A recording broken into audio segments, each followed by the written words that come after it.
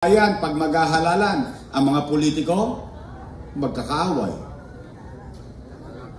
Yung magkakapitbahay, magkakaaway. Pagdating ng eleksyon, tapos na ang eleksyon, ang mga politiko, bati-bati na. Yung magkakapitbahay, magkaaway pa rin. Di ho ba? Oo. Kaya pumanatag kayo, mga nanay tatay ko. Wala kayong maririnig na panira o masakit na salita dito sa amin. Oh, may nangunsumi ba sa inyo dito? Oh, buti naman. Kasi pakakantahin ko ulit si Apple. Nang dumugutay nyo. Actually, walang mali sa boses ni Apple. Mali lang ang pandinig nyo.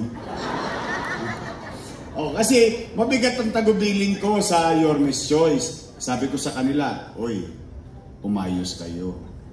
Yung tao, binigyan na kayo ng oras. Huwag nyo nang sayangin. Kung kayo'y kakandidato at first time, sabihin nyo na lang kung ano ang gagawin ninyo.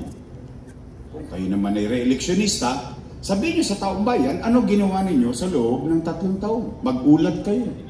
Oh, pagkatapos, hayaan natin ng taong bayan ang magdesisyon. Tama po ba? Kamusta po kayo? Ay di salamat sa Diyos.